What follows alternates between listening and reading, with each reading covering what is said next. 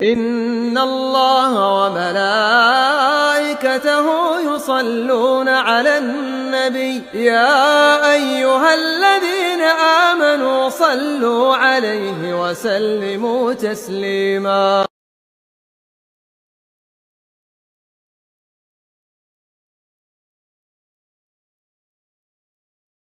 Alhamdulillah, nahmaduhu wa nasta'inuhu wa nastaghfiruh wa na'udzu billahi min syururi anfusina wa min sayyiati a'malina, man yahdihillahu fala mudhillalah wa man yudlil fala hadiyalah. Asyhadu an la ilaha illallah wahdahu la syarikalah wa asyhadu anna Muhammadan abduhu wa rasuluh. Ya ayyuhalladzina amanu taqullaha haqqa tuqatih wa la tamutunna illa wa antum muslimun. Ya ayuhan nasu taqu rabbakum alladhi khalaqakum min nafsin wahidah wa khalaqa minha zawjaha wa batha minhuma rijalan katsiran wa nisaa wattaqullaha alladhi tasaaluna bihi wal arham innallaha kana 'alaikum raqiba.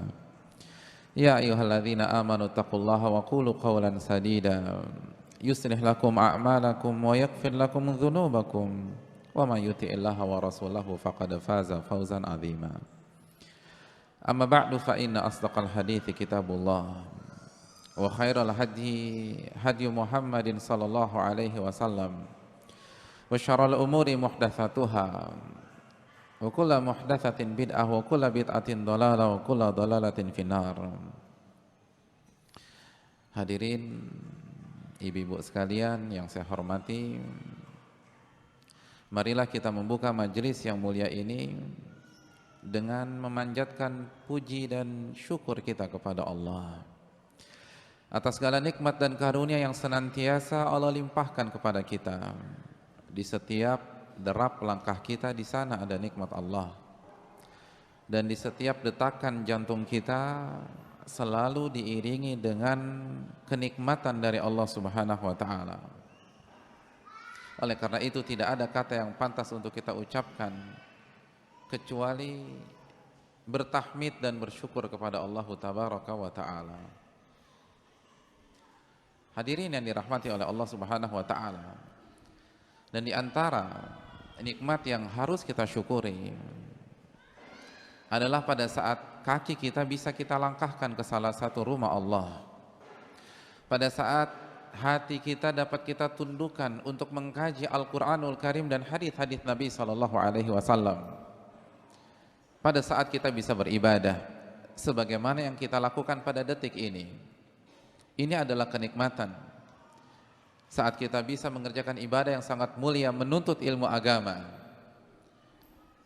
sebuah ibadah yang akan membentengi diri kita dari laknat Allah.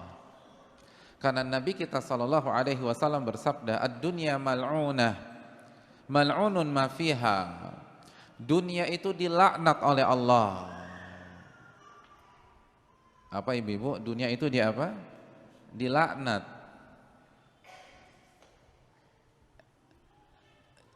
Jadi ketika seseorang mencari dunia, maka dalam bahasa lain dia mencari laknat Allah Subhanahu wa taala. Allahu akbar.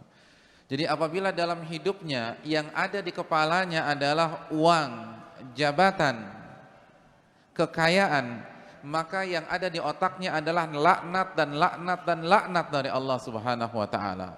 Ad-dunya mal'unah wa mal'unun ma fiha. Dunia itu dilaknat dan seluruh yang ada di dunia itu turut dilaknat oleh Allah. Namun yang membuat kita bisa bernafas lega, setelah Nabi memberikan sebuah kaidah besar ini, Nabi memberikan pengecualian. Nabi mengatakan illa zikrullah, kecuali berzikir kepada Allah. Jadi pada saat kita berzikir, kita dilindungi dari laknat Allah. Pada saat kita masuk ke rumah, kita mengucapkan assalamualaikum, lalu kita mengucapkan bismillah, maka pada saat kita di dalam rumah, kita dilindungi dari laknat Allah. Pada saat kita keluar dari rumah, kita membaca zikir bismillah. Ibu-ibu Sudah hafal belum zikir keluar rumah? Apa zikirnya? Bismillahi tawakkaltu 'alallahi la haula wala quwata illa billah. Selesai sampai di sini? Atau ada tambahan? Allahumma inni a'udzubika min an adilla au udhal au azilla au uzal au adlima au udlam au ajhala au yujhala alayya. Hafal nggak nih kira-kira? Pada saat kita membaca zikir di atas, maka setiap langkah kita di luar rumah akan dijaga dari laknat Allah Subhanahu wa taala.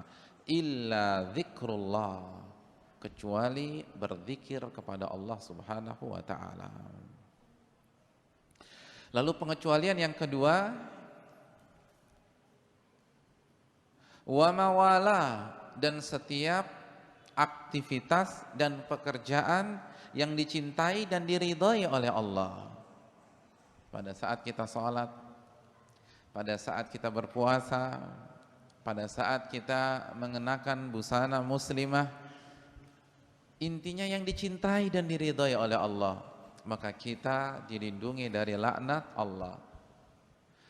Dan yang ketiga dan yang keempat, wa alimun au muta'allim, orang yang memiliki ilmu agama, ulama, orang alim, dan orang yang mempelajari ilmu agama. Ini yang kita garis bawahi. Mungkin kita bukan ulama, namun dengan kita menuntut ilmu agama, maka kita akan dilindungi dari laknat Allah Subhanahu wa taala. Ibu-ibu sekalian, kalau kita hidup dilaknat oleh Allah, kira-kira hidup kita bahagia atau tidak? Jangankan dilaknat oleh Allah, tadi dari rumah sebelum ngaji, kata-kata terakhir suami, saya laknat kamu, kira-kira bisa khusyuk nggak ngajinya? Nggak bisa. Bayangkan keluar rumah kata-kata terakhir suami apa? Saya laknat kamu. Itu selama perjalanan itu bisa berlinangan air mata. Itu baru dilaknat suami. Manusia tidak bisa menentukan kebaikan dan keburukan kita. Bagaimana jika yang melaknat kita adalah Allahu Jalla wa'ala? Maka bersyukurlah ketika kita diberikan taufik olehnya untuk menuntut ilmu agama pada pagi hari ini, agar kita terlindung dari laknat Allah Subhanahu wa ta'ala.